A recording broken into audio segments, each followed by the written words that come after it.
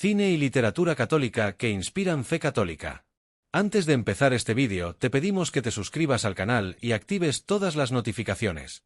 Libro abierto: Literatura católica inspiradora. La historia de un alma, Santa Teresita del Niño Jesús.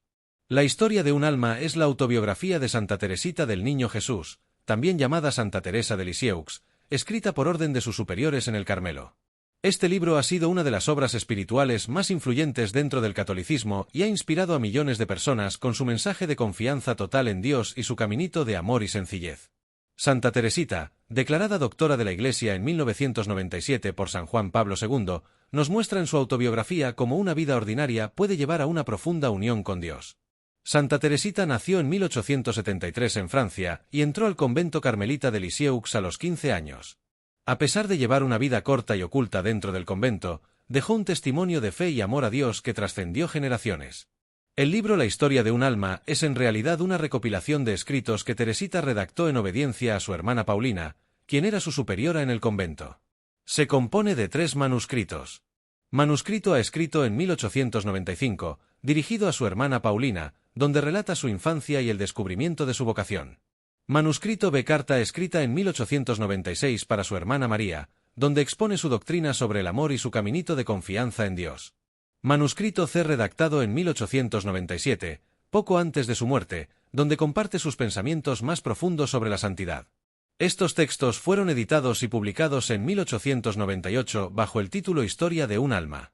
Uno de los aportes más importantes de Santa Teresita a la espiritualidad católica es su concepto del caminito, que consiste en 1. Santidad en las cosas pequeñas. No es necesario hacer grandes sacrificios o gestas heroicas, basta con ofrecer a Dios los pequeños actos de cada día con amor. 2. Confianza total en Dios. En lugar de apoyarse en las propias fuerzas, hay que abandonarse en las manos de Dios como un niño en los brazos de su Padre. 3. Humildad y amor. La clave de la santidad es el amor puro y desinteresado hacia Dios y los demás. Ella decía: la santidad no consiste en hacer cosas extraordinarias, sino en hacer las cosas ordinarias con un amor extraordinario. Infancia y vocación. Relata su amor por Dios desde niña y su deseo de consagrarse a Él. Pruebas y sufrimientos. Habla sobre la muerte de su madre, su enfermedad y su noche oscura de fe. Pequeñez y confianza. Explica cómo su debilidad no era un obstáculo para la santidad, sino un camino de amor a Dios. Amor y entrega total. Su deseo era ser el amor en el corazón de la Iglesia. Desde su publicación, La historia de un alma ha cambiado la vida de muchas personas, incluyendo sacerdotes, religiosas y fieles laicos que encuentran en su mensaje un camino accesible a la santidad. Santa Teresita murió de tuberculosis en 1897 a los 24 años, pero su mensaje sigue vivo. Fue canonizada en 1925 y es patrona de las misiones, a pesar de nunca haber salido del convento. Su caminito sigue siendo una fuente de inspiración para quienes buscan a Dios en la vida cotidiana. La historia de un alma es un testimonio de amor puro y confianza en Dios. Nos enseña que la santidad no está reservada solo para los grandes héroes de la fe, sino que cualquier persona, en su vida ordinaria, puede alcanzar la unión con Dios a través del amor y la confianza total. Si buscas un libro que transforme tu forma de ver la fe, este es uno de los más recomendados. 2. Confesiones San Agustín. Confesiones es una de las obras más importantes de San Agustín de Hipona, 354 a 430 DC, escrita alrededor del año 400 después de Cristo. Se trata de una autobiografía espiritual en la que relata su camino desde una juventud alejada de Dios hasta su conversión y entrega total a la fe cristiana. Más que una simple narración de hechos, Confesiones es un diálogo con Dios en el que Agustín examina su vida con profunda humildad y nos muestra su lucha interior entre el pecado y la gracia. La obra se ha convertido en una referencia fundamental para la teología cristiana y para cualquier persona que busca la verdad y el sentido de su existencia. San Agustín nació en Tagaste, en el norte de África, actual Argelia, y aunque su madre, Santa Mónica, era una ferviente cristiana, él llevó una vida desordenada en su juventud. Durante años, buscó la verdad en la filosofía, la retórica y diferentes corrientes religiosas, como el maniqueísmo. Sin embargo, después de una profunda crisis espiritual y tras leer la Biblia, experimentó una conversión radical en el año 386 después de Cristo. Fue bautizado por San Ambrosio en Milán y, posteriormente, se convirtió en obispo de Hipona, dedicando su vida a la teología y a la defensa de la fe cristiana. Fue en este contexto que, ya como obispo, escribió Confesiones, reflexionando sobre su vida pasada y glorificando la misericordia de Dios que lo rescató del pecado. El libro está dividido en 13 libros o capítulos, organizados en 3 partes principales. 1. Libros 1 a 9 relatan su infancia, juventud, pecados y conversión. 2. Libro 10 reflexión sobre la memoria y el conocimiento de Dios. 3. Libros 11 a 13 reflexión teológica sobre la creación y la naturaleza de Dios. Cada parte nos muestra una faceta distinta de su proceso de conversión y crecimiento espiritual. San Agustín describe cómo en su juventud vivió de forma desordenada, entregado a los placeres y las ambiciones mundanas. A lo largo del libro, confiesa sus errores, especialmente su vida desordenada, su búsqueda de la verdad en el maniqueísmo y su orgullo intelectual. Su madre, Santa Mónica, es un personaje clave en su conversión. Ella nunca dejó de orar por él, derramando lágrimas para que su hijo encontrara el camino a Dios. Finalmente, sus súplicas fueron escuchadas. Uno de los momentos más poderosos del libro ocurre cuando, en medio de una crisis espiritual, Agustín escucha la voz de un niño diciendo: «Toma y lee, toma y lee». San Agustín entiende que Dios siempre lo había buscado, incluso cuando él huía de él. Su famosa frase resume esta idea: «Nos hiciste, Señor, para ti, y nuestro corazón está inquieto hasta que descanse en ti». En los últimos capítulos, San Agustín profundiza en la naturaleza del tiempo, la memoria, la creación y la omnipotencia de Dios. Estas reflexiones han influido en la filosofía y la teología hasta el día de hoy. Desde su publicación, Confesiones ha sido una obra fundamental para la espiritualidad cristiana. Sus enseñanzas han inspirado a santos, filósofos y fieles a lo largo de los siglos. San Agustín se convirtió en uno de los padres de la Iglesia, y su pensamiento influyó en grandes teólogos como Santo Tomás de Aquino y en la doctrina cristiana en general. Hoy en día, Confesiones sigue siendo un libro que ilumina a quienes buscan a Dios, mostrando que no importa cuán lejos estemos, siempre podemos regresar a Él. Confesiones no es solo la historia de San Agustín, sino el reflejo de la lucha de todo ser humano entre el pecado y la gracia. Es un testimonio de que Dios nunca deja de llamarnos y de que, cuando abrimos el corazón a su amor, encontramos la verdadera paz. 3. El Señor del Mundo, Robert Hugh Benson. El Señor del Mundo es una novela distópica escrita en 1907 por Robert Hugh Benson, un sacerdote y escritor inglés convertido del anglicanismo al catolicismo.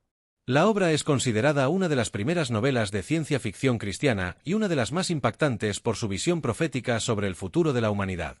A diferencia de otras novelas apocalípticas, El Señor del Mundo no se centra en catástrofes naturales o guerras, sino en una crisis espiritual global, donde la humanidad ha abandonado la fe y se ha entregado a un orden mundial humanista, racionalista y tecnológicamente avanzado, liderado por un personaje mesiánico que resulta ser el Anticristo. El Papa Benedicto XVI y el Papa Francisco han recomendado esta obra, destacando su actualidad y su capacidad para describir los peligros del secularismo y la apostasía en el mundo moderno. Robert Hugh Benson, hijo del arzobispo de Canterbury, era un anglicano de familia noble que, después de una profunda crisis de fe, se convirtió al catolicismo y se ordenó sacerdote. A través de sus escritos, defendió la fe católica en una época donde el liberalismo y el materialismo comenzaban a dominar el pensamiento occidental. La novela fue escrita en un tiempo en el que el progreso tecnológico y filosófico prometían un futuro brillante sin la necesidad de Dios. Benson, en cambio, advirtió sobre los peligros de un mundo que rechazara la fe en favor de un humanismo sin Dios. La historia está ambientada en un futuro cercano, desde la perspectiva de Benson en 1907, en el que la humanidad ha abrazado un gobierno global basado en el humanismo secular y en el progreso material. La religión ha sido prácticamente erradicada y solo unos pocos católicos permanecen fieles a su fe. En este contexto, surge un líder carismático, Julian Felsenburgh, que, con su elocuencia y poder político, logra unificar al mundo en un solo gobierno pacífico. Sin embargo, a medida que avanza la trama, se revela que Felsenburgh es el anticristo, un falso salvador que busca destruir a la Iglesia y erradicar la fe cristiana por completo. El protagonista, el padre Percy Franklin, un sacerdote católico, se convierte en el principal defensor de la Iglesia en estos tiempos oscuros. A medida que la historia avanza, es elegido papa y toma el nombre de Pío XIII, liderando a los pocos fieles que quedan en el mundo contra el reinado del anticristo. La novela culmina en una batalla espiritual y física entre el bien y el mal, con un desenlace que resalta la promesa cristiana de la victoria final de Dios sobre las fuerzas del mal. Uno de los temas centrales de la novela es la llegada de un líder mundial carismático que ofrece paz y prosperidad, pero a costa de la destrucción de la fe cristiana. Benson describe con precisión un mundo donde la religión es vista como un obstáculo para el progreso y donde la Iglesia es perseguida hasta casi desaparecer. Esto resuena con la advertencia de Jesús en Mateo 12 y 24. Porque se levantarán falsos cristos y falsos profetas, y harán grandes señales y prodigios, de tal manera que engañarán, si fuere posible, aun a los escogidos. Benson presenta una sociedad donde el hombre ha reemplazado a Dios con el progreso material y el bienestar. La fe es vista como algo primitivo e innecesario, y la humanidad se rinde ante la idea de un mundo sin conflictos gracias al gobierno de Felsenburg. Este tema es una advertencia contra la idolatría del progreso y el relativismo moral, donde todo es permitido siempre que beneficie a la sociedad. A lo largo de la novela, vemos cómo los católicos son marginados, perseguidos y finalmente exterminados por el nuevo orden mundial. Benson anticipa lo que en el siglo XX ocurriría en regímenes totalitarios como el comunismo y el nazismo, donde la fe cristiana fue duramente reprimida. A pesar del dominio del anticristo y la casi total destrucción de la Iglesia, la novela transmite un mensaje de esperanza: el mal nunca tiene la última palabra. El sacrificio y la fidelidad de los pocos católicos que quedan muestran que la verdad de Cristo siempre prevalecerá, incluso en los tiempos más oscuros. Desde su publicación, El Señor del Mundo ha sido considerada una de las novelas más proféticas de la literatura cristiana. Aunque escrita en 1907, describe con asombrosa precisión muchos de los desafíos que enfrenta el cristianismo en el mundo moderno, como el secularismo radical, el relativismo moral y la persecución de la fe. El Papa Benedicto XVI y el Papa Francisco han mencionado la novela en varias ocasiones, advirtiendo que el mundo actual se parece cada vez más al que Benson imaginó. Papa Francisco: quien lea esta novela no podrá decir que el Papa habla de fantasías. Lo que Benson describió se está cumpliendo paso a paso. Papa Benedicto XVI: Benson vio con claridad el peligro de un mundo sin Dios, que se rinde ante el falso mesianismo del progreso material. El Señor del Mundo es mucho más que una novela distópica, es una advertencia sobre los peligros de un mundo que rechaza a Dios y una reflexión profunda sobre la lucha entre la fe y la apostasía. A pesar de su tono sombrío, la obra deja un mensaje de esperanza. Aunque el mal parezca triunfar, la verdad y el amor de Dios siempre prevalecerán. 4 Camino. San José María Escrivá. Camino es una de las obras espirituales más influyentes del siglo XX, escrita por San José María Escrivá de Balaguer, fundador del Opus Dei. Publicada en 1934 bajo el título original Consideraciones Espirituales y reeditada en 1939 como Camino, esta obra recoge 999 puntos o aforismos breves que ofrecen consejos prácticos para vivir la fe cristiana en el día a día. A diferencia de tratados teológicos complejos, Camino es un libro de lectura sencilla pero profunda, dirigido a personas comunes que desean santificarse en su vida ordinaria. Su mensaje principal es que todos estamos llamados a la santidad, no solo los sacerdotes y religiosos, sino también los laicos en su trabajo, familia y vida social. El Papa Juan Pablo II destacó su importancia al referirse a San José María como el santo del ordinario, porque su enseñanza principal era que podemos encontrar a Dios en lo cotidiano. San José María Escrivá, 1902 a 1975, fundó el Opus Dei en 1928 con la misión de recordar a los cristianos que la santidad es accesible para todos, sin importar su estado de vida. Escribió Camino basándose en sus propias experiencias pastorales y en conversaciones con personas de diversas condiciones, respondiendo a inquietudes espirituales con frases breves pero llenas de sabiduría. El libro se estructuró a partir de notas personales que San José María tomaba en su oración y dirección espiritual. Con el tiempo, estos pensamientos se organizaron en un camino progresivo de santificación. Desde su publicación, Camino ha sido traducido a más de 50 idiomas y ha vendido millones de ejemplares en todo el mundo, ayudando a innumerables personas a acercarse más a Dios. El libro está compuesto por 999 puntos, organizados en 46 capítulos temáticos. Algunos de los temas más destacados incluyen: la vida de oración, el trabajo como camino de santidad, el sacrificio y la penitencia, el apostolado y el testimonio cristiano, la humildad y la lucha contra el orgullo, el amor a la Iglesia y al Papa, el valor del sufrimiento en la vida cristiana. Cada punto es un pensamiento breve, muchas veces en forma de exhortación directa al lector, como si San José María le hablara personalmente. Este estilo directo y desafiante busca provocar una reacción en el lector, motivándolo a mejorar su vida espiritual con valentía y decisión. Uno de los mensajes centrales de Camino es que la santidad no está reservada solo para sacerdotes o monjes, sino que cualquier persona puede santificarse en su vida cotidiana. San José María nos enseña que el trabajo bien hecho, el esfuerzo por ser mejor y el amor a los demás son medios de unión con Dios. San José María ve el trabajo como un medio de santificación. No importa si es un trabajo manual, intelectual o doméstico, lo que cuenta es hacerlo con amor a Dios. La oración es esencial en la vida cristiana. En Camino, se nos recuerda que debemos hablar con Dios como un amigo, con confianza y constancia. San Josemaría insiste en que cada cristiano debe ser un apóstol en su ambiente, dando testimonio de su fe con el ejemplo y la palabra. El cristiano debe ser una persona alegre, incluso en las dificultades. La santidad no es tristeza ni renuncia amarga, sino plenitud de vida y felicidad en Dios. Desde su publicación, Camino ha sido un libro de referencia para la espiritualidad cristiana, especialmente entre laicos y profesionales que buscan vivir su fe en el mundo. El mensaje de San Josemaría ha influido en millones de personas, recordándonos que Dios nos llama a ser santos en nuestra vida ordinaria. Algunas razones por las que sigue siendo tan influyente. Es fácil de leer, se puede leer en pequeños fragmentos, meditando un punto cada día. Es práctico, no se queda en teoría, sino que da consejos concretos para mejorar la vida espiritual. Es actual, aunque fue escrito en el siglo XX, su mensaje sigue siendo totalmente vigente. En 2002, San Josemaría Escrivá fue canonizado por San Juan Pablo II, quien lo llamó el santo de la vida ordinaria. Camino no es solo un libro para leer, sino un libro para vivir. Nos enseña que la santidad no está en hacer cosas extraordinarias, sino en hacer las cosas ordinarias con un amor extraordinario a Dios. Su mensaje sigue siendo una guía práctica y accesible para quienes desean crecer en su vida espiritual y llevar su fe al mundo real. 5. Los hermanos Karamazov, Fyodor Dostoyevsky. Los hermanos Karamazov es la última y más ambiciosa novela de Fyodor Dostoyevsky, publicada en 1880. Considerada una de las cumbres de la literatura universal, esta obra no solo es una historia familiar y un drama psicológico, sino una profunda exploración de la fe, la duda, el libre albedrío y el perdón.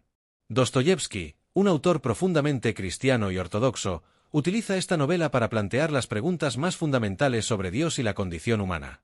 A través de los conflictos de la familia Karamazov, examina la lucha entre la fe y el ateísmo, el amor y el egoísmo, el pecado y la redención. La obra ha influido en escritores, filósofos y teólogos, y sigue siendo relevante para quienes buscan comprender la naturaleza de la fe y la moralidad en un mundo marcado por el sufrimiento y la duda. Dostoyevsky escribió Los hermanos Karamazov en los últimos años de su vida, después de haber sufrido prisión, exilio, enfermedades y pérdidas familiares. Su experiencia personal con el dolor y su profunda fe cristiana moldearon el contenido de la novela. La obra está inspirada en la parábola del hijo pródigo y en el problema del mal, dos temas fundamentales del cristianismo. A través de los tres hermanos Karamazov, Dmitri, Iván y Aliosa, el autor representa distintas actitudes ante la fe y la existencia de Dios. Dostoyevsky pretendía escribir una segunda parte donde profundizaría en la vida de Aliosa, pero murió poco después de publicar la primera parte de la obra. La historia gira en torno a la conflictiva relación entre Fyodor Pavlovich Karamazov, un hombre libertino y corrupto, y sus tres hijos. Dmitri, Mitya, pasional y violento, es el hijo mayor. Representa la lucha entre la lujuria y el arrepentimiento. Iván, intelectual y ateo, es un personaje atormentado por la cuestión del mal y la justicia divina. Aliosa, espiritual y bondadoso, busca la santidad y la redención a través del amor cristiano. Cuando Fyodor Pavlovich es asesinado, Dmitri es acusado del crimen.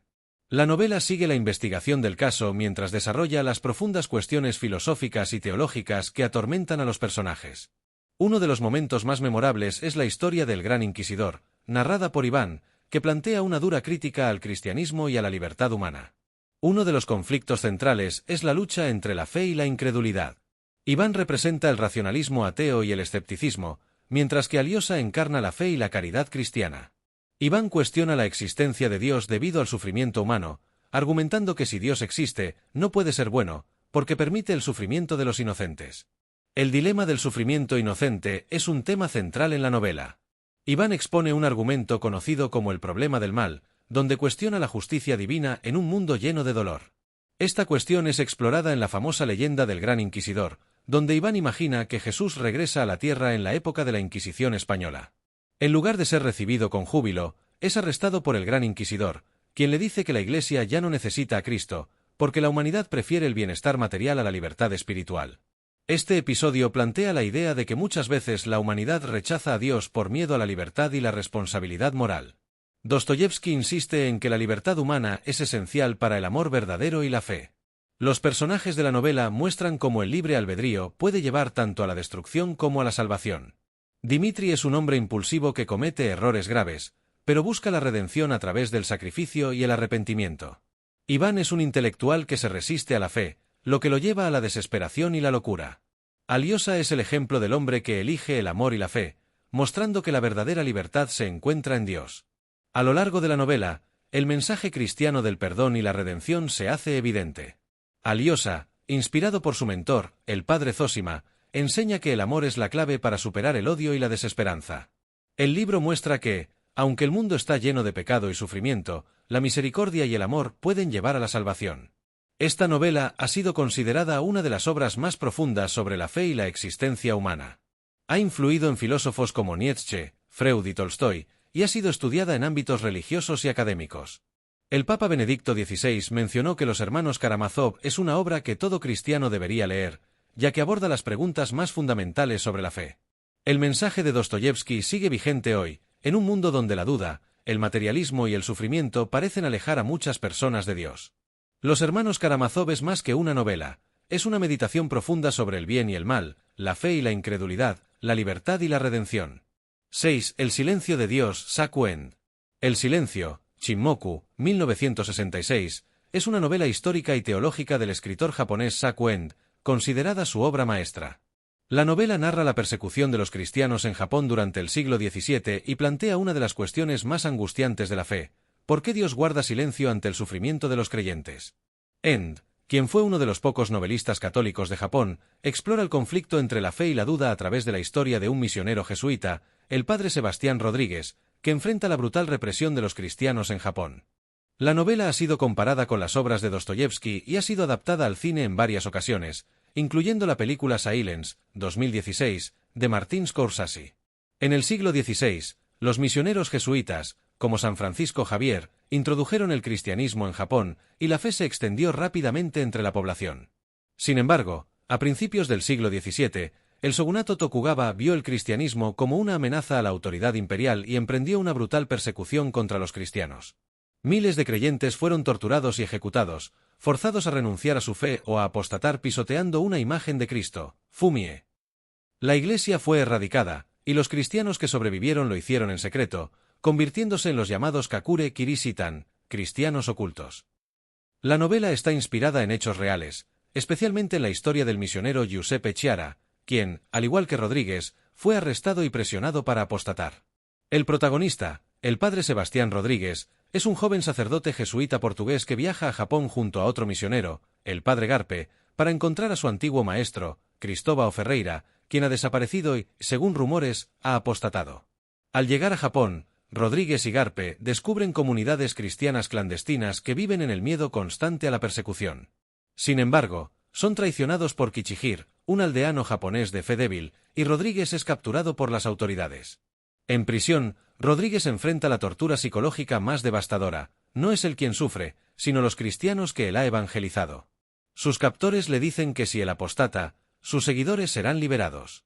Finalmente, Ferreira, su antiguo maestro, lo enfrenta y le dice que el cristianismo no puede echar raíces en Japón, que Dios guarda silencio y que la única opción es la apostasía. Rodríguez es llevado ante un Fumie, imagen de Cristo, y se le ordena pisarla para salvar a los cristianos. Uno de los temas más impactantes de la novela es el aparente silencio de Dios ante el sufrimiento de los cristianos. Rodríguez se pregunta una y otra vez por qué Dios no interviene mientras los fieles son martirizados. Este dilema recuerda el clamor de Jesús en la cruz. Dios mío, ¿por qué me has abandonado? Mateo 27, 46. Rodríguez enfrenta la elección más difícil: mantenerse firme en su fe y permitir que otros sufran o renunciar externamente a su fe para salvar vidas. La novela no da respuestas fáciles, sino que nos obliga a reflexionar sobre la fragilidad humana y la misericordia de Dios. Kichihir, el aldeano que traiciona a Rodríguez, es un personaje clave. Es cobarde, débil y traiciona a sus hermanos cristianos varias veces, recordando a Judas Iscariote. Sin embargo, a diferencia de Judas, Kichihir regresa una y otra vez pidiendo confesión y perdón. Representa al cristiano débil, que cae repetidamente pero que sigue buscando la misericordia de Dios. End sugiere que la gracia de Dios no es solo para los mártires heroicos, sino también para los frágiles y pecadores. A través de Ferreira, la novela plantea la idea de que el cristianismo no puede echar raíces en Japón porque su cultura es demasiado diferente a la occidental. Sin embargo, End sugiere lo contrario: el cristianismo debe adaptarse a las culturas sin perder su esencia. La fe no es una imposición extranjera, sino una verdad universal que puede expresarse de diferentes formas. El silencio ha sido una de las novelas cristianas más influyentes del siglo XX. Ha sido adaptada al teatro, la ópera y el cine, destacando la película Silence, 2016, de Martin Scorsese, que respeta la profundidad espiritual de la obra. El Papa Francisco ha recomendado la novela, destacando su exploración de la fe en tiempos de crisis. La historia sigue siendo relevante hoy en día, cuando muchos cristianos enfrentan persecución o la dificultad de vivir su fe en sociedades hostiles. El Silencio es una novela desafiante que nos confronta con la realidad del sufrimiento, la debilidad humana y el misterio de Dios. No es una historia sobre la derrota del cristianismo en Japón, sino sobre la forma en que la fe sobrevive incluso en la oscuridad. 7. El poder y la gloria. Graham Greene. El poder y la gloria, The Power and the Glory, 1940, es una de las novelas más emblemáticas del escritor británico Graham Greene. Considerada una de las mejores obras de la literatura del siglo XX, la novela narra la historia de un sacerdote perseguido en México durante la Guerra Cristera, un conflicto real en el que el gobierno intentó erradicar el cristianismo del país. Greene, quien se convirtió al catolicismo en 1926, explora en esta obra el papel de la fe en tiempos de persecución, el conflicto entre la santidad y el pecado, y el misterio de la gracia divina. A pesar de que el protagonista es un sacerdote con defectos evidentes, la novela plantea una pregunta clave: ¿puede Dios usar incluso a los pecadores para cumplir su voluntad? La Guerra Cristera, 1926 a 1929, fue un levantamiento de los católicos mexicanos contra las políticas anticlericales del gobierno de Plutarco Elías Calles. Durante este periodo, la Iglesia fue perseguida, los sacerdotes fueron asesinados o expulsados y se prohibió la celebración de la misa. En este contexto, El poder y la gloria se inspira en la historia de sacerdotes que continuaron su ministerio en secreto, a pesar del peligro de muerte. Greene visitó México en 1938 y fue testigo de la brutalidad de la persecución, lo que lo llevó a escribir esta novela como una meditación sobre el sacrificio y la redención en medio de la desesperación. El protagonista de la novela es un sacerdote anónimo, conocido simplemente como el Padre Whisky, debido a su alcoholismo. Es el último sacerdote que queda en el estado mexicano donde transcurre la historia, ya que todos los demás han sido fusilados o han huido. El gobernador y su ejército han prohibido la religión, y un policía despiadado lo persigue con el objetivo de erradicar por completo la fe cristiana. A pesar de sus pecados, el sacerdote sigue celebrando la Eucaristía en secreto, confesando a los fieles y bautizando niños. Viaja por los pueblos, siempre huyendo, siempre en peligro, pero incapaz de abandonar su misión. En su viaje, enfrenta diversas pruebas. Se encuentra con personas que lo necesitan espiritualmente. Se siente tentado a huir a la seguridad, pero no lo hace. Experimenta miedo, culpa y desesperanza, pero sigue adelante. Finalmente, es traicionado por un aldeano y capturado. En su celda, en la víspera de su ejecución, reconoce su indignidad, pero también su llamado. Un sacerdote es un sacerdote para siempre. La novela termina con su muerte, pero con una nota de esperanza: otro sacerdote ha llegado en secreto, lo que sugiere que la fe nunca será erradicada. El protagonista no es un sacerdote ejemplar. Es alcohólico. Ha tenido una hija ilegítima. Tiene miedo y duda constantemente. Sin embargo, Greene nos muestra que Dios no elige a los perfectos, sino que usa a los débiles para cumplir su voluntad. El Padre Whisky sigue siendo instrumento de la gracia de Dios, incluso cuando él mismo se siente indigno. Sus defectos no impiden que Dios actúe a través de él. La novela refleja una dura realidad: la fe muchas veces es probada por el sufrimiento y la persecución. Los sacerdotes han sido asesinados o han huido. Los fieles tienen miedo de expresar su fe. El gobierno cree que puede destruir la Iglesia con la violencia. El protagonista no es un héroe tradicional. Tiene miedo de morir, se siente indigno de su vocación y a veces piensa en rendirse. Pero a pesar de su miedo, sigue adelante. Nos recuerda a personajes bíblicos como Pedro, quien negó a Cristo, o Jonás, que huyó de su misión. El mensaje de Greene es claro: la verdadera fe no es la ausencia de miedo, sino la capacidad de seguir adelante a pesar de él. El gobierno en la novela se presenta como una fuerza de justicia y progreso, pero en realidad es brutal e inhumano. El policía que persigue al sacerdote cree que está haciendo lo correcto, pero Greene lo muestra como un hombre sin compasión ni comprensión. Este es un recordatorio de que los regímenes que intentan erradicar la fe solo terminan fortaleciendo su poder.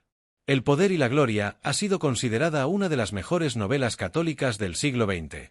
Fue elogiada por escritores como Evelyn Waugh y J.R.R. Tolkien, y sigue siendo un libro esencial para quienes buscan comprender la relación entre el pecado, la redención y la misión de la Iglesia. A través de la historia del Padre Whisky, Graham Greene nos ofrece una reflexión profunda sobre la gracia de Dios, el sufrimiento y la perseverancia en la fe. El poder y la gloria nos recuerda que Dios no elige a los perfectos, sino a los dispuestos. La fe es más fuerte que cualquier persecución. Incluso en la debilidad, Dios puede obrar grandes cosas. 8 Dios y el mundo. Joseph Ratzinger, Benedicto XVI. Dios y el mundo es un libro basado en una serie de entrevistas realizadas en el año 2000 por el periodista alemán Peter Seewald al entonces cardenal Joseph Ratzinger, quien posteriormente se convertiría en el Papa Benedicto XVI. Este libro es una continuación de La sal de la tierra, 1996, otro diálogo entre Ratzinger y Seewald, pero en Dios y el mundo la conversación se centra más profundamente en cuestiones de fe, Dios, la Iglesia y el papel del cristianismo en el mundo moderno. A lo largo de la obra, Ratzinger responde con claridad, profundidad y sabiduría a las grandes preguntas sobre la existencia de Dios, el sentido de la vida y los desafíos de la fe en un mundo secularizado. El libro no es un tratado teológico técnico, sino una conversación accesible, llena de reflexiones espirituales y filosóficas, lo que lo convierte en una excelente lectura tanto para creyentes como para aquellos que buscan comprender mejor el cristianismo. El libro está estructurado en 3 grandes partes. 1. Dios y la fe. 2. Jesucristo y la Iglesia. 3. El futuro de la fe en el mundo actual. Uno de los primeros temas que Ratzinger aborda es la pregunta fundamental: ¿Dios existe? Señala que el hombre tiene una sed innata de trascendencia, una búsqueda del sentido de la vida que no puede ser satisfecha solo con ciencia o tecnología. Argumenta que el orden del universo, la belleza de la creación y la conciencia moral del ser humano apuntan a la existencia de Dios. Reflexiona sobre el problema del mal y el sufrimiento, explicando que la fe cristiana no da respuestas simplistas, pero nos muestra que Dios acompaña al hombre en su sufrimiento. Ratzinger subraya que el cristianismo no es solo una religión de normas o valores morales, sino el encuentro con una persona, Jesucristo. Explica la divinidad de Cristo y su papel como Salvador del mundo. Habla de la importancia de la resurrección, que distingue al cristianismo de cualquier otra creencia. Reflexiona sobre el mensaje del Evangelio y cómo sigue siendo actual en un mundo en crisis.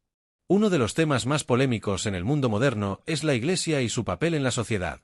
Ratzinger explica que la Iglesia no es solo una institución humana, sino el cuerpo de Cristo en la historia. Habla del escándalo del pecado dentro de la Iglesia, pero también de su misión de llevar la luz de Cristo al mundo.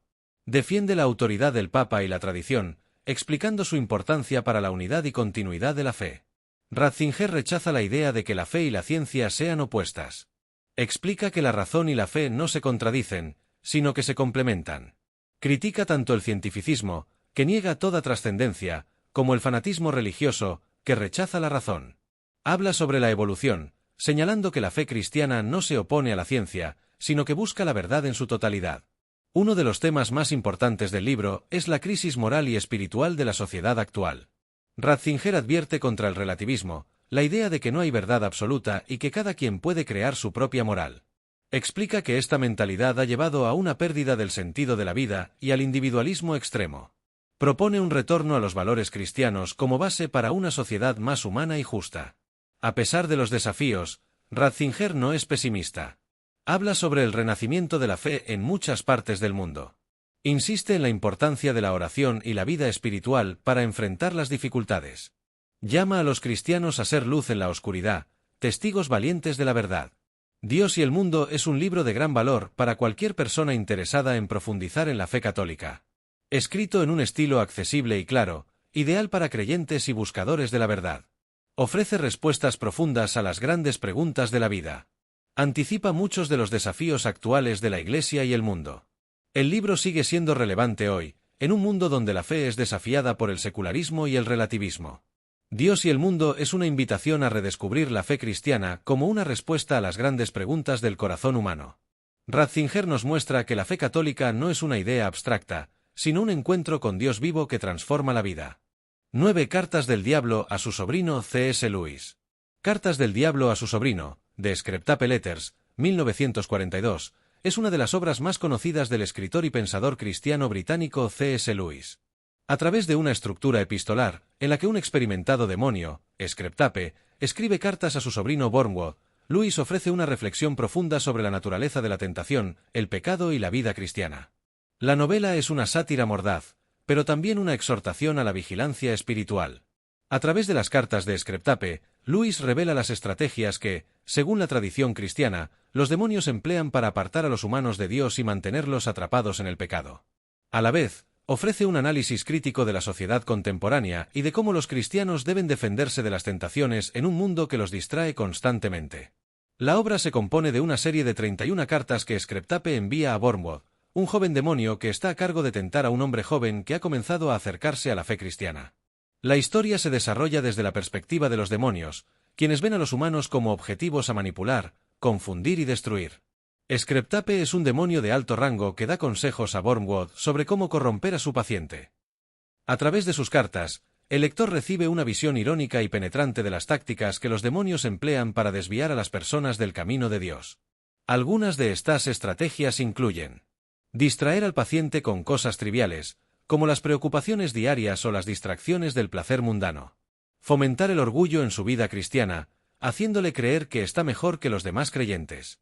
Crear confusión sobre la fe al presentar la religión como algo aburrido y sin importancia, mientras que al mismo tiempo fomenta el materialismo y el hedonismo.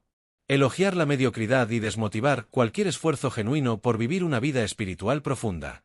El paciente es un hombre joven que, al principio de las cartas, ha comenzado a asistir a la iglesia, pero que aún se encuentra en una fase vulnerable de su vida cristiana.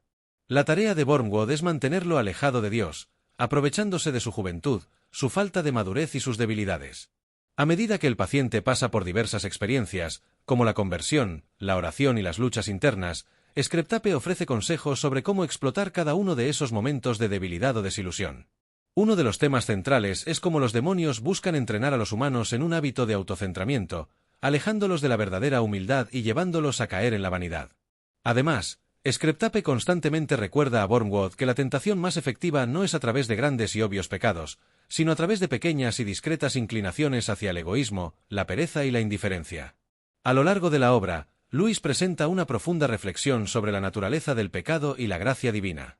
Screwtape, aunque es un demonio, reconoce y expone de forma indirecta las verdades cristianas sobre la salvación, el amor y la humildad. El hecho de que los demonios intenten corromper lo que es bueno muestra cómo el mal opera sobre las inclinaciones humanas para distorsionar la verdad. Por ejemplo, Screwtape explica cómo las pequeñas distracciones cotidianas pueden ser más eficaces para separar a una persona de Dios que los grandes actos de maldad. La obra también destaca la importancia de la comunidad cristiana y cómo los demonios tratan de dividir a los creyentes, fomentando el aislamiento espiritual. La comunidad es vista como un medio esencial para fortalecer la fe, pero los demonios se enfocan en fomentar rencores y divisiones entre los fieles. Lewis utiliza el formato de las cartas para mostrar cómo las tentaciones pueden ser sutiles, casi invisibles, pero poderosas. Screwtape nunca habla de pecados evidentes o atroces, sino de las pequeñas corrupciones. La indiferencia religiosa. El egoísmo. La procrastinación en la oración. El orgullo espiritual. Estas son las herramientas más eficaces para los demonios en su lucha por alejar a las personas de Dios. Aunque la obra está escrita desde la perspectiva de los demonios, hay una profunda reflexión sobre el amor y la gracia de Dios. Para los demonios, el ser humano es el objetivo de la lucha. El cristiano busca amar a Dios y vivir según su voluntad, pero los demonios siempre intentarán desviarlo de esa meta. Los demonios conocen la belleza y el poder del amor divino, lo que los hace aún más decididos a separar a los humanos de ese amor. Screwtape advierte a Wormwood que las acciones sinceras y humildes de los humanos son peligrosas. La verdadera humildad, que no busca la aprobación humana ni se centra en uno mismo, es un antídoto eficaz contra las tentaciones demoníacas. La obra pone énfasis en la importancia de la oración auténtica, la gratitud y la transparencia ante Dios. Cartas del Diablo a su sobrino se ha convertido en una de las obras más influyentes de C.S. Lewis. Con su aguda sátira y su agudeza psicológica, el libro ha capturado la atención de lectores de todo el mundo, cristianos y no cristianos por igual. Un enfoque accesible a la teología moral al poner en boca de los demonios las estrategias de tentación, Lewis ofrece una reflexión accesible sobre el pecado y la vida cristiana. Reflexión sobre la vida cotidiana, el libro también invita a los lectores a examinar su propia vida espiritual, reconociendo las pequeñas tentaciones y cómo se pueden evitar. Una crítica a la sociedad moderna. Lewis también ofrece una crítica al materialismo, la superficialidad y el relativismo de la sociedad contemporánea, sugiriendo que esas mismas fuerzas actúan como tentaciones que alejan a las personas de Dios. Cartas del Diablo a su sobrino es una obra profundamente reflexiva y entretenida, que pone de manifiesto la lucha espiritual que enfrentan los cristianos en un mundo lleno de distracciones y tentaciones. Bombilla a través de esta sátira, C.S. Lewis invita a sus lectores a reflexionar sobre cómo las pequeñas decisiones diarias pueden llevarnos más cerca de Dios o alejarnos de Él, y cómo debemos estar vigilantes ante las tácticas sutiles del mal. 10. Los relatos de Narnia. C.S. Lewis. Los relatos de Narnia, The Chronicles of Narnia, es una de las obras más conocidas de C.S. Lewis, compuesta por 7 libros publicados entre 1950 y 1956. Estos libros han sido aclamados por su capacidad para mezclar fantasía, aventura y, al mismo tiempo, transmitir enseñanzas profundas sobre la fe cristiana. A través de sus relatos, Lewis crea un mundo imaginario, Narnia, donde los personajes luchan por el bien y enfrentan el mal, pero, sobre todo, donde las enseñanzas cristianas son presentadas de manera alegórica. La serie de Narnia no es solo una historia de fantasía para niños, sino también una reflexión sobre los valores cristianos, tales como la redención, el sacrificio, la gracia y el perdón. A través de los eventos en Narnia, Lewis introduce de manera simbólica temas profundamente espirituales que exploran la lucha entre el bien y el mal, la importancia del sacrificio redentor y la victoria final del amor y la verdad divina. Narnia es un mundo fantástico poblado por criaturas mágicas, animales que hablan y personajes heroicos. Es también un mundo que refleja la realidad espiritual del ser humano y su relación con Dios. A través de los relatos, Lewis construye una alegoría en la que la lucha entre el bien y el mal no es solo externa, entre los personajes, sino también interna, en los corazones de los personajes. En Narnia, los valores católicos están presentes de manera profunda y se reflejan en diversos aspectos. La bondad y la gracia divina se personifican en el gran león Aslan, el cual es una representación clara de Cristo. La luz y la oscuridad se presentan como fuerzas cósmicas que representan la lucha entre Dios y el mal, con un enfoque en la redención y el juicio final. La tentación y el pecado están personificados a través de personajes como la Bruja Blanca, quien representa el mal absoluto y el egoísmo. Uno de los elementos más notables de los relatos de Narnia es el personaje de Aslan, el gran león que es, de manera muy clara, un símbolo de Jesucristo. A través de su figura, Lewis presenta valores cristianos fundamentales como sacrificio redentor en el león, la bruja y el armario, 1950, Aslan se sacrifica por Edmund, uno de los niños protagonistas, para redimirlo, en una clara alusión al sacrificio de Cristo en la cruz por la humanidad. Al igual que Cristo, Aslan muere y resucita, venciendo la muerte y trayendo la victoria sobre el mal. La victoria sobre la muerte, al igual que la resurrección de Cristo, Aslan resucita después de su sacrificio, simbolizando la esperanza de la vida eterna y el triunfo de la vida sobre la muerte. El liderazgo moral y divino, Aslan actúa como líder y guía espiritual de los personajes en Narnia, representando la presencia de Dios que llama a las personas a seguir su camino de amor y justicia. A lo largo de los 7 libros, el tema de la redención a través del sacrificio es recurrente.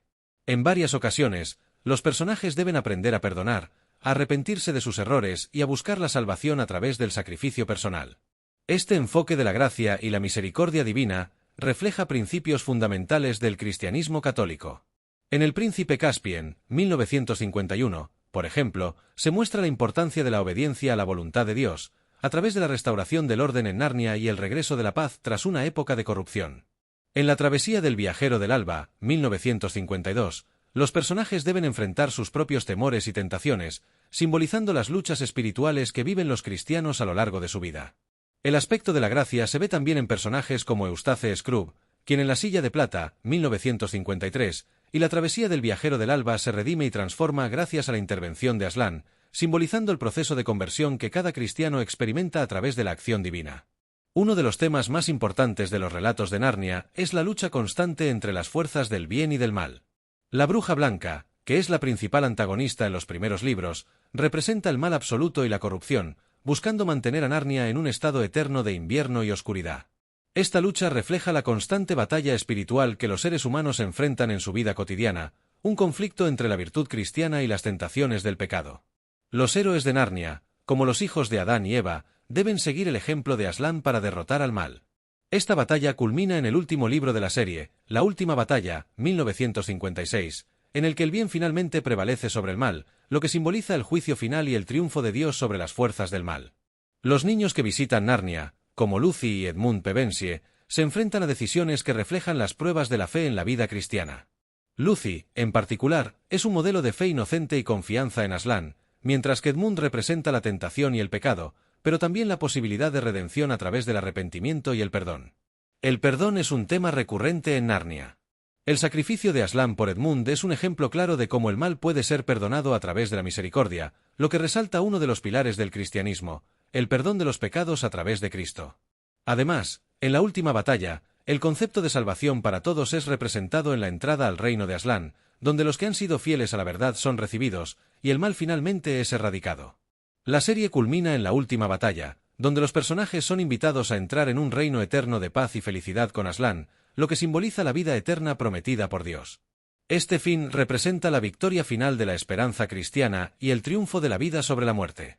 Los relatos de Narnia es una serie que va más allá de la simple fantasía.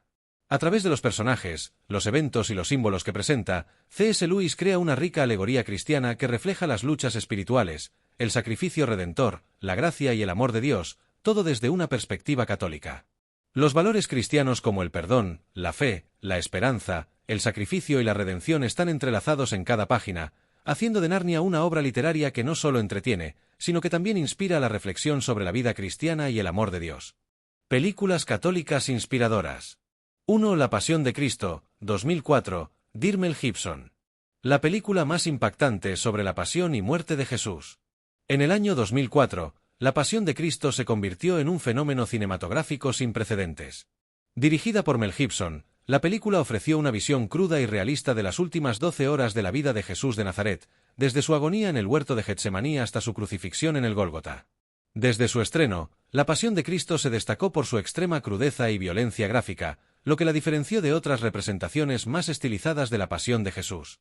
La película muestra con detalle el sufrimiento físico y emocional de Cristo, interpretado magistralmente por Jim Caviezel. La brutalidad de la flagelación, el peso de la cruz y el calvario hasta la crucifixión impactaron profundamente a la audiencia, provocando lágrimas, conmoción e incluso reacciones físicas en algunos espectadores. Uno de los aspectos más innovadores de la película fue el uso de los idiomas originales de la época, arameo, latín y hebreo. Esto contribuyó a una atmósfera auténtica e inmersiva, transportando al público a la Jerusalén del siglo I. Además, la cinematografía de Caleb Deschanel y la banda sonora de John Debney añadieron una capa de profundidad emocional, intensificando la carga dramática de la historia. A pesar de las críticas por su nivel de violencia y las acusaciones de antisemitismo, La Pasión de Cristo fue un éxito taquillero rotundo, recaudando más de $600 millones a nivel mundial con un presupuesto de apenas $30 millones. Su impacto cultural y religioso fue enorme, generando debate sobre la fe, el sacrificio y la representación histórica de los eventos bíblicos. Con el tiempo, La Pasión de Cristo se ha consolidado como una de las películas religiosas más influyentes de la historia. Su crudeza y realismo siguen conmoviendo a creyentes y cinéfilos por igual. Actualmente, Mel Gibson trabaja en una secuela titulada La Pasión de Cristo, Resurrección, que explorará los eventos posteriores a la crucifixión y la resurrección de Jesús. Sin duda, La Pasión de Cristo es una obra que dejó huella en la historia del cine, ofreciendo una visión poderosa y desgarradora del sacrificio de Jesús, y sigue siendo una referencia obligada para quienes buscan comprender la profundidad de su pasión y muerte. 2. De Dioses y Hombres, 2010. Historia real de monjes trapenses en Argelia que enfrentan el martirio. La película de Dioses y Hombres, de Somerset des Dieux, dirigida por Xavier Beauvois en 2010, es un drama basado en hechos reales que narra la conmovedora historia de un grupo de monjes trapenses en Argelia durante la década de 1990.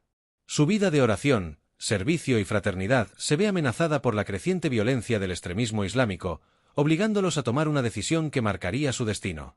El film nos transporta al monasterio de Tibirine, donde un grupo de monjes cistercienses lleva una vida sencilla y piadosa, en armonía con la población musulmana local. Dirigidos por el prior Christian de Chergé, interpretado por Lambert Wilson, los religiosos se dedican a la oración, el trabajo agrícola y la atención médica a los aldeanos, generando lazos de confianza y respeto con la comunidad. Sin embargo, la guerra civil argelina se intensifica y los grupos yihadistas comienzan a sembrar el terror en la región. Los monjes se enfrentan a un dilema moral: huir para salvar sus vidas o quedarse y ser fieles a su vocación de servicio, incluso si esto implica el martirio. A diferencia de las películas de acción sobre conflictos religiosos, De Dioses y Hombres adopta un tono contemplativo.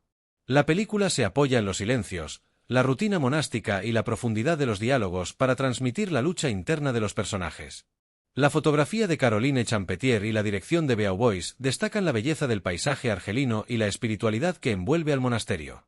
Uno de los momentos más impactantes es la escena de la última cena, donde los monjes comparten vino y escuchan El lago de los cisnes de Tchaikovsky, en una emotiva despedida implícita antes de su trágico destino. En 1996, 7 de los monjes de Tibirine fueron secuestrados y asesinados por extremistas islámicos, un evento que conmocionó al mundo y cuya autoría aún genera debate. La película no busca presentar héroes o villanos, sino mostrar el testimonio de fe, amor y entrega de estos hombres que decidieron permanecer junto a quienes los necesitaban. De Dioses y Hombres recibió múltiples premios, incluyendo el Gran Premio del Jurado en el Festival de Cannes, y fue aclamada por su profundidad espiritual y su mensaje de reconciliación. La historia de los monjes de Tibirine sigue siendo un símbolo de paz y resistencia en medio de la intolerancia y la violencia. 3. Un hombre para la eternidad, 1966. La historia de Santo Tomás Moro y su lucha por la verdad contra el rey Enrique VIII. Un hombre para la eternidad, A Man for All Seasons, dirigida por Fred Zinnemann en 1966, es un drama histórico basado en la vida de Santo Tomás Moro, un hombre cuya firmeza moral lo llevó a enfrentarse al rey Enrique VIII. La película, basada en la obra teatral homónima de Robert Bolt, retrata el conflicto entre la conciencia individual y el poder absoluto, explorando temas de integridad, fe y justicia. Tomás Moro, interpretado magistralmente por Paul Scofield, es un destacado jurista, filósofo y humanista que ocupa el cargo de Lord Canciller de Inglaterra. Su vida cambia drásticamente cuando Enrique VIII, Robert Shaw, decide separarse de la Iglesia Católica para anular su matrimonio con Catalina de Aragón y casarse con Ana Bolena. El rey exige que todos sus súbditos juren lealtad a su nueva Iglesia y lo reconozcan como cabeza suprema de la misma, pero Moro, guiado por su conciencia y su fe, se niega a ceder. A pesar de las presiones políticas, la traición de sus aliados y la amenaza de perderlo todo, él se mantiene firme en su decisión, lo que lo lleva a ser juzgado por traición y condenado a muerte. A diferencia de otros dramas históricos llenos de batallas y acción, Un hombre para la eternidad se centra en los diálogos y el dilema ético del protagonista. La dirección de Fred Zinnemann enfatiza la tensión entre el poder político y la conciencia individual, haciendo que cada escena esté cargada de significado y profundidad. Paul Scofield ofrece una actuación magistral como Tomás Moro, transmitiendo su inteligencia, su sentido del humor y su inquebrantable convicción moral. La película también cuenta con un destacado reparto secundario, incluyendo a Orson Welles como el cardenal Wolsey y a Leo M. C. Kern como Thomas Cromwell, el ambicioso ministro del rey. La película fue un éxito de crítica y público, ganando 6 premios Oscar, incluyendo Mejor Película, Mejor Director y Mejor Actor para Paul Scofield. También fue reconocida con premios BAFTA y Globos de Oro, consolidándose como una de las mejores películas históricas de todos los tiempos. El sacrificio de Tomás Moro lo convirtió en un símbolo de integridad y resistencia frente a la corrupción del poder. En 1935 fue canonizado por la Iglesia Católica y declarado patrón de los políticos y gobernantes. Un hombre para la eternidad sigue siendo una referencia obligada para quienes buscan una historia sobre la lucha por la verdad y la fidelidad a la propia conciencia. 4. San Felipe Neri, Prefiero el paraíso, 2010. La historia inspiradora de un santo alegre que evangelizaba con amor. La película San Felipe Neri, Prefiero el paraíso, Preferisco el paradiso, dirigida por Giacomo Campiotti en 2010, nos presenta la vida de San Felipe Neri, un sacerdote italiano del siglo XVI conocido por su espíritu alegre, su amor por los pobres y su creatividad para evangelizar. Con un tono cálido y optimista, la película resalta la importancia de la fe vivida con alegría y servicio. San Felipe Neri, interpretado por Gigi Proietti, llega a Roma en una época de crisis espiritual y social. En lugar de adoptar una actitud rígida o severa, se acerca a los jóvenes y a los más necesitados con un espíritu jovial y cercano, utilizando el humor, la música y el juego como herramientas para transmitir el mensaje de Cristo. La película muestra cómo Felipe, con su carisma y su amor incondicional, funda el oratorio, un espacio donde los niños y jóvenes pueden aprender sobre Dios mientras se divierten y encuentran un hogar lejos de las calles. Su lema, Prefiero el paraíso, refleja su deseo de vivir en la alegría de la fe y ayudar a otros a experimentar la misma felicidad. A diferencia de otros dramas religiosos que destacan el sacrificio y el sufrimiento, Prefiero el paraíso se enfoca en la ternura y el optimismo. La dirección de Giacomo Campiotti y la interpretación de Gigi Proietti hacen que la historia sea entrañable, mostrando un Felipe Neri lleno de vida, energía y un profundo amor por los demás. La ambientación en la Roma renacentista y la música alegre refuerzan el tono esperanzador de la película, haciendo que sea accesible para toda la familia. A través de anécdotas divertidas y momentos de profunda espiritualidad, el film transmite un mensaje claro: la santidad no está reñida con la felicidad. Felipe Neri fue canonizado en 1622 y es reconocido como el apóstol de Roma por su incansable labor evangelizadora. Su estilo cercano y su énfasis en la alegría cristiana siguen inspirando a generaciones de creyentes. En un mundo donde muchas veces la religión se percibe como rígida o distante, San Felipe Neri, Prefiero el paraíso nos recuerda que la fe es una fuente de gozo y que la evangelización puede ser creativa, cercana y llena de amor. 5. Marcelino Pan y Vino, 1955. Un clásico del cine español sobre la fe y el amor de un niño huérfano por Jesús. Marcelino Pan y Vino es una de las películas más entrañables y emotivas del cine español. Dirigida por Ladislao Bajda en 1955, esta conmovedora historia está basada en la novela homónima de José María Sánchez Silva y nos muestra cómo la inocencia y el amor puro de un niño huérfano logran un milagro. En un pequeño pueblo de España, un grupo de frailes franciscanos encuentra a un bebé abandonado en la puerta de su monasterio. Lo adoptan y lo crían con cariño, llamándolo Marcelino. A medida que crece, el niño se siente solo, pues no tiene amigos ni una familia convencional. Un día, explorando el monasterio, Marcelino descubre en el desván un gran crucifijo con la imagen de Jesús. Conmovido, comienza a visitarlo y, en su inocencia, le lleva pan y vino porque cree que tiene hambre. Lo que no sabe es que su fe y su amor puro darán lugar a un milagro. La película se caracteriza por su tono tierno y su mensaje espiritual. A través de la relación entre Marcelino y Jesús, se transmite la idea de que el amor sincero y la fe pueden obrar maravillas. La escena en la que Jesús cobra vida y habla con el niño es uno de los momentos más memorables del cine religioso. Además, la película toca temas como la bondad, la importancia de la familia y el sacrificio, todo ello a través de la mirada de un niño que solo busca amor y compañía. Marcelino Pan y Vino fue un gran éxito en España y en el extranjero, siendo premiada en el Festival de Cannes y en los premios del Sindicato Nacional del Espectáculo. Su protagonista, Pablito Calvo, conquistó al público con su actuación natural y conmovedora, convirtiéndose en un icono del cine infantil. La película ha perdurado en el tiempo como un clásico del cine español y sigue siendo recordada por generaciones de espectadores. Su historia ha sido adaptada en diferentes versiones y sigue transmitiendo un mensaje de esperanza y amor incondicional. Más que una simple película religiosa, Marcelino Pan y Vino es una historia universal sobre la fe y la ternura de un niño que busca el amor de Dios. Su final, a la vez conmovedor y esperanzador, deja una profunda huella en el corazón de quienes la ven, recordándonos que la inocencia y la bondad son un puente directo hacia lo divino. 6. El Gran Milagro, 2011. Una película animada que muestra el poder de la Santa Misa. El Gran Milagro es una película animada mexicana dirigida por Bruce Morris en 2011, que busca transmitir el significado profundo de la Santa Misa desde una perspectiva espiritual. Con una narrativa conmovedora y visualmente impactante, el film presenta la historia de tres personajes cuyas vidas se transforman a través de la fe y la Eucaristía. La película sigue a Mónica, una madre viuda preocupada por su hijo enfermo, don Chema, un conductor de autobús que enfrenta dificultades económicas, y doña Catá, una anciana devota que lucha contra la soledad. A través de una experiencia mística durante la misa, cada uno de ellos logra ver el mundo espiritual que se manifiesta en la liturgia, incluyendo la presencia real de los ángeles, los demonios que intentan distraer a los fieles y el sacrificio de Jesús en la Eucaristía. Un ángel los guía en este viaje, revelándoles el verdadero poder de la Santa Misa y ayudándolos a comprender que en cada celebración eucarística se actualiza el sacrificio de Cristo por la humanidad. La animación, aunque sencilla en términos técnicos, destaca por su simbolismo y el uso de efectos visuales que representan la batalla entre el bien y el mal. A lo largo de la película, se muestra la importancia de la oración, el arrepentimiento y la comunión con Dios, todo a través de una perspectiva accesible tanto para niños como para adultos. Uno de los momentos más impactantes es la representación de la transubstanciación, donde los personajes ven cómo el pan y el vino se convierten verdaderamente en el cuerpo y la sangre de Cristo, reafirmando la doctrina central de la fe católica. El Gran Milagro no es solo una película educativa sobre la misa, sino también una invitación a profundizar en la fe. Su mensaje principal es que la Eucaristía es un milagro que ocurre en cada celebración, un acto de amor divino que fortalece el alma y transforma la vida de quienes participan en ella con fe sincera. A pesar de no contar con un gran presupuesto ni una animación de nivel hollywoodense, la película ha sido bien recibida en círculos católicos y educativos, utilizándose en catequesis y evangelización. Su accesibilidad y claridad la convierten en una herramienta valiosa para explicar el significado de la misa a quienes desean comprenderla mejor. El Gran Milagro es una obra que busca fortalecer la fe y resaltar el valor de la Eucaristía.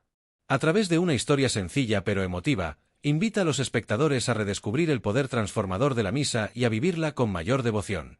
7. Lourdes, 2009. Un retrato conmovedor sobre la fe, los milagros y la vida de los peregrinos en el santuario de Lourdes. La película Lourdes, 2009, dirigida por la cineasta austriaca Jessica Hausner, es un drama contemplativo que aborda el tema de la fe y los milagros desde una perspectiva realista y profunda. A diferencia de otras películas religiosas tradicionales, este film adopta un tono sobrio y reflexivo, explorando las emociones y dilemas de quienes acuden al santuario de Lourdes en busca de una curación física y espiritual.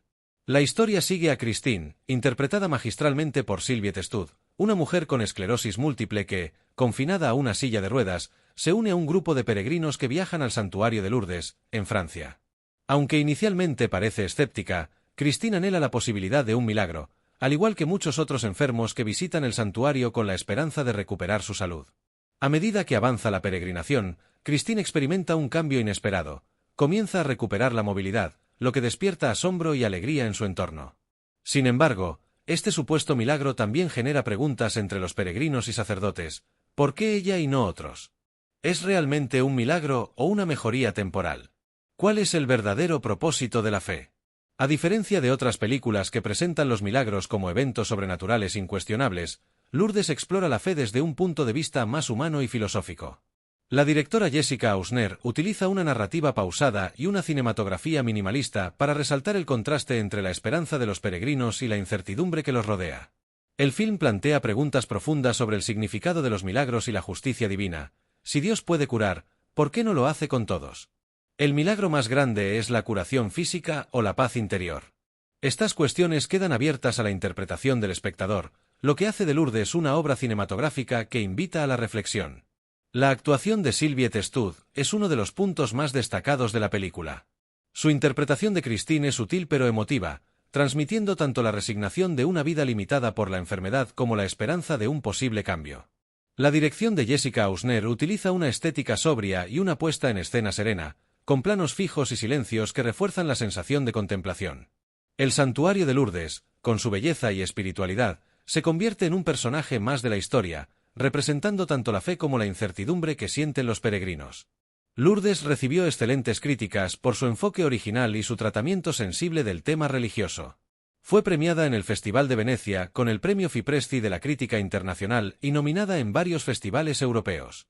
Más que una historia sobre milagros en el sentido tradicional, Lourdes es un film que explora la complejidad de la fe, la esperanza y la búsqueda de sentido en medio del sufrimiento.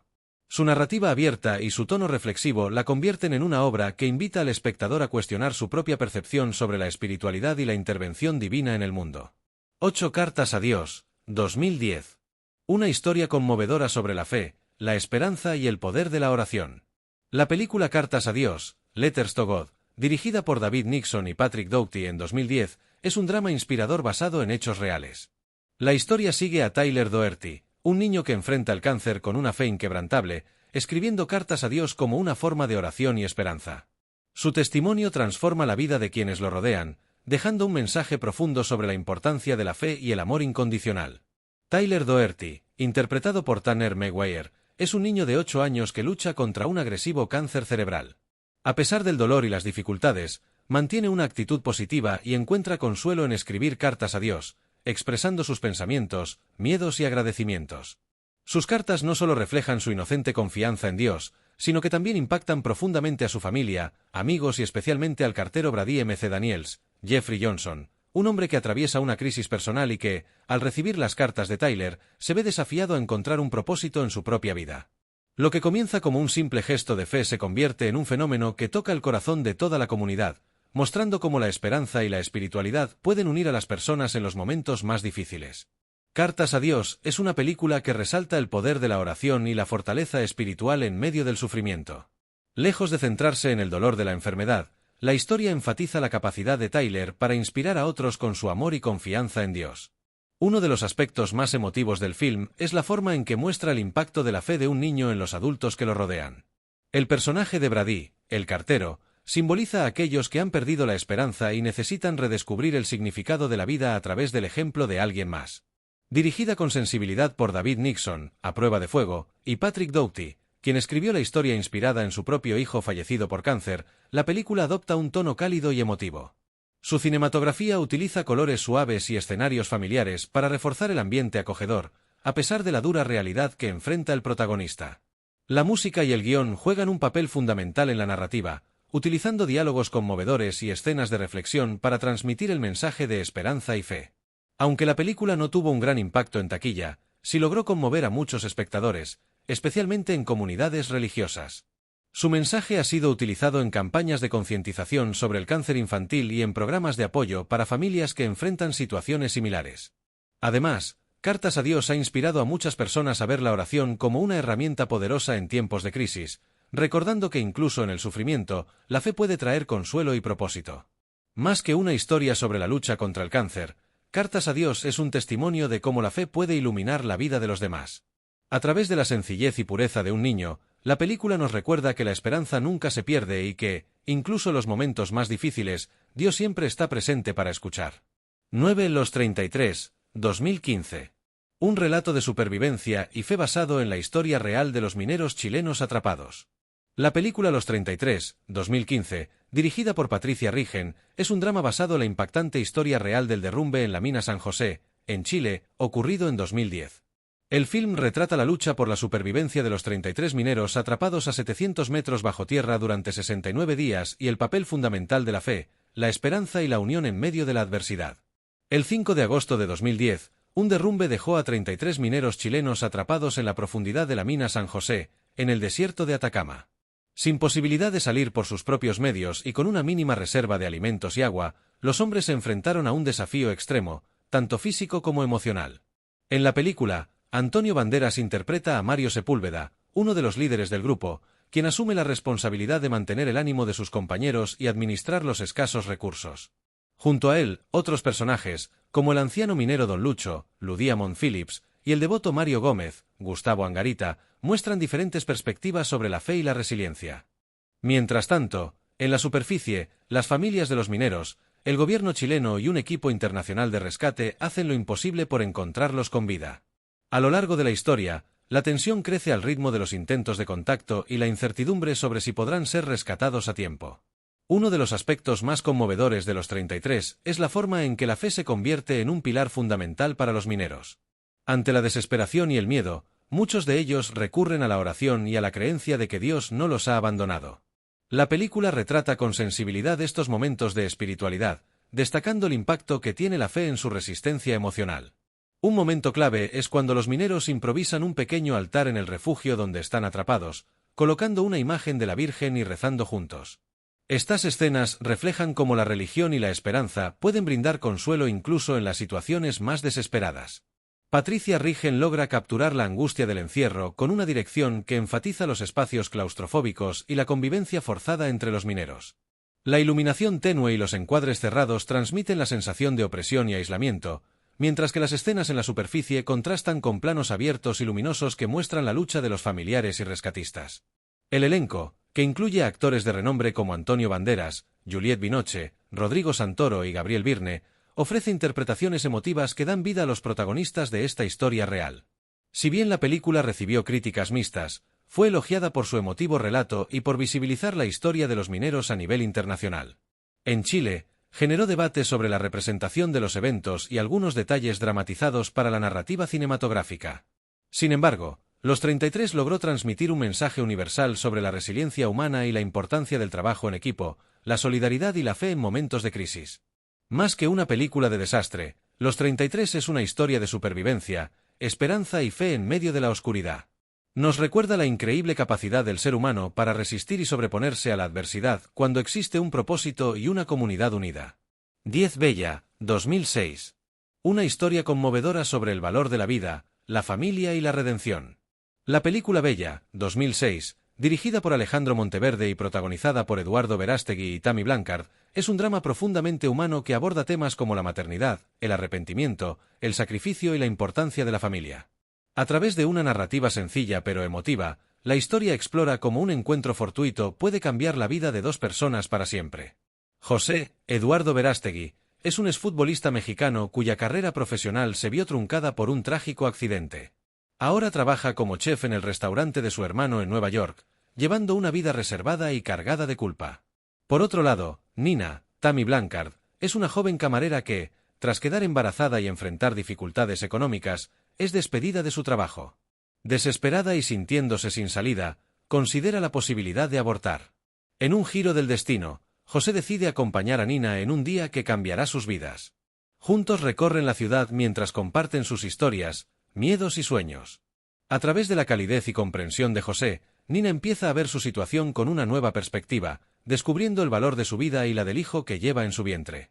Temas centrales: vida, redención y familia. 1. El valor de la vida.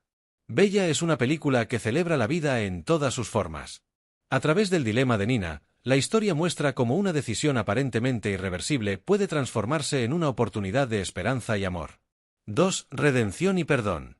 José es un hombre marcado por su pasado, pero su encuentro con Nina le permite redimir su propio dolor al ayudarla en su momento más difícil. La película demuestra que el arrepentimiento y la redención son posibles cuando se actúa con amor y generosidad. 3. El poder de la familia y la compasión. A lo largo de la historia, se resalta la importancia del apoyo familiar. La familia de José representa el amor incondicional, ofreciendo refugio y cariño en medio de la adversidad. La relación entre José y Nina también muestra cómo la compasión puede cambiar una vida. Alejandro Monteverde utiliza una cinematografía cálida y naturalista para resaltar la intimidad de la historia. Los diálogos son genuinos y la química entre los protagonistas hace que el relato sea aún más conmovedor. Eduardo Verástegui, quien además fue productor de la película, ofrece una interpretación llena de sensibilidad, transmitiendo tanto el dolor de su pasado como su deseo de ayudar a Nina.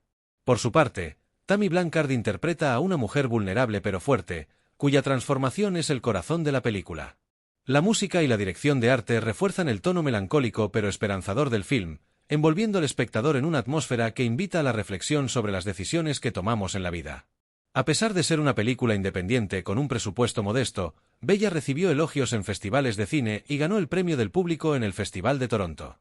Su mensaje a favor de la vida ha sido valorado por muchas audiencias, especialmente dentro de círculos pro-vida y religiosos. Aunque algunos críticos señalaron su narrativa predecible, la mayoría coincidió en que la película logra transmitir una historia emotiva y esperanzadora sin caer en el sentimentalismo excesivo. Bella es una película que deja una huella en el corazón del espectador. A través de una historia sencilla pero profunda, nos recuerda el valor de cada vida y el poder de un solo acto de amor para transformar el destino de alguien más.